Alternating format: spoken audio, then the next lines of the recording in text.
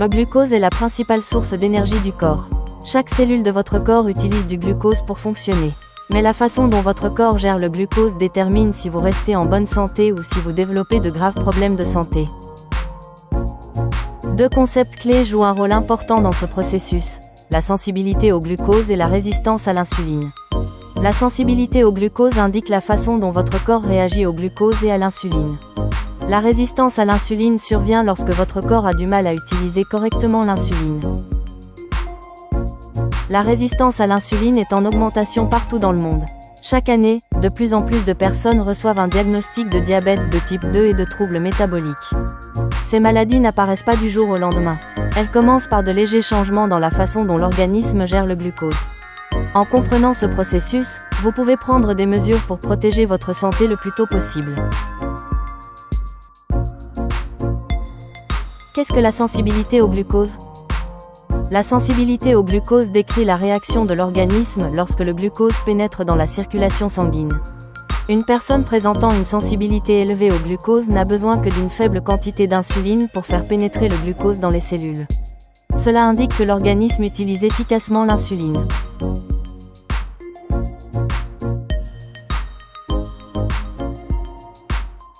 Normalement, lorsque vous mangez, le glucose pénètre dans votre sang. Le pancréas libère de l'insuline, qui facilite le passage du glucose dans les muscles, les graisses et les cellules hépatiques. Ce processus fournit de l'énergie à l'organisme et stabilise la glycémie. Lorsque la sensibilité au glucose est élevée, votre corps n'a pas besoin de beaucoup d'insuline pour fonctionner. Cela maintient l'équilibre glycémique et réduit la charge sur le pancréas. Qu'est-ce que la résistance à l'insuline ?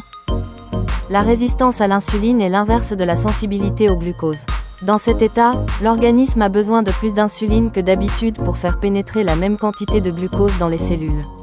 Avec le temps, cela sollicite le pancréas, qui doit travailler davantage pour libérer davantage d'insuline. Lorsque les cellules ne répondent plus bien à l'insuline, le glucose s'accumule dans le sang. Cela peut entraîner un prédiabète, un diabète de type 2 et d'autres problèmes de santé. Les premiers signes de résistance à l'insuline peuvent inclure de la fatigue, une augmentation de la faim, une prise de poids au niveau de l'estomac et des difficultés de concentration. La résistance à l'insuline est également une caractéristique principale du syndrome métabolique, un groupe de maladies qui augmente le risque de diabète, de maladies cardiaques et d'accidents vasculaires cérébrales. Comprendre le fonctionnement du glucose et de l'insuline.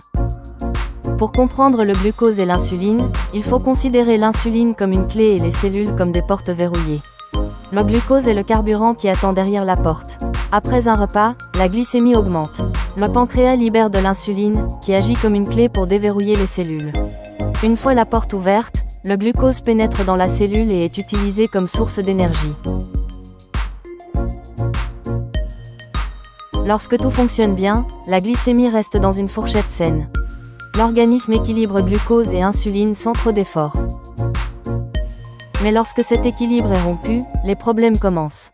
Si les cellules ne répondent pas à l'insuline, les portes restent verrouillées. Le glucose s'accumule dans le sang tandis que les cellules restent privées d'énergie. Ce déséquilibre ouvre la voie à la résistance à l'insuline et aux troubles associés.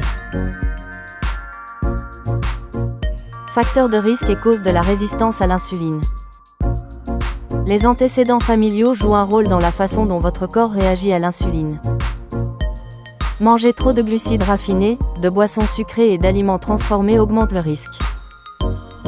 L'inactivité physique réduit la capacité des muscles à utiliser efficacement le glucose. L'excès de graisse, en particulier autour du ventre, rend plus difficile pour les cellules de répondre à l'insuline. Les hormones du stress interfèrent avec la fonction du glucose et de l'insuline. Le manque de sommeil de qualité perturbe l'équilibre hormonal et augmente la résistance. Les femmes atteintes du SOPK présentent souvent une résistance à l'insuline plus élevée. L'hypertension artérielle et le cholestérol apparaissent souvent en même temps qu'une résistance à l'insuline.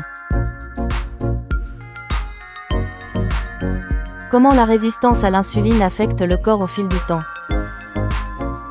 Si elle n'est pas contrôlée, la résistance à l'insuline nuit à de nombreux organes. Le métabolisme ralentit, ce qui rend la gestion du poids plus difficile. Le risque de diabète de type 2 augmente à mesure que le taux de sucre dans le sang augmente.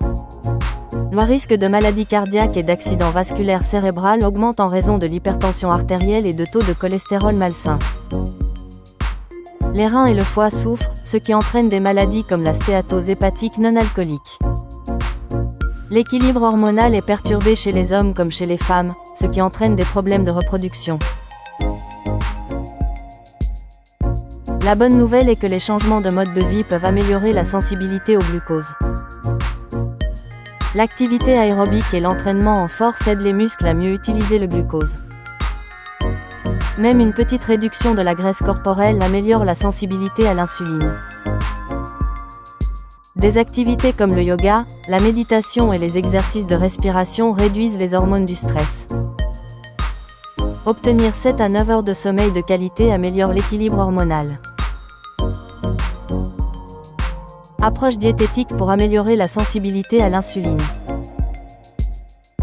Adoptez une alimentation équilibrée, riche en céréales complètes, en fruits, en légumes et en protéines maigres. Choisissez des aliments à faible indice glycémique comme l'avoine, les légumineuses et les patates douces. Augmentez votre consommation de fibres, ce qui ralentit l'absorption du glucose. Ajoutez des graisses saines comme l'avocat, les noix et l'huile d'olive. Réduisez le sucre et les aliments transformés. Contrôlez vos portions pour éviter de trop manger. En apportant de petits changements quotidiens, vous pouvez améliorer votre sensibilité au glucose et reprendre le contrôle de votre santé. Un choix avisé aujourd'hui peut protéger votre corps pour les années à venir. Pour les articles et mises à jour connexes, consultez la description ci-dessous. Nous espérons que vous avez trouvé cette vidéo utile. Veuillez aimer et vous abonner pour rester connecté. Merci.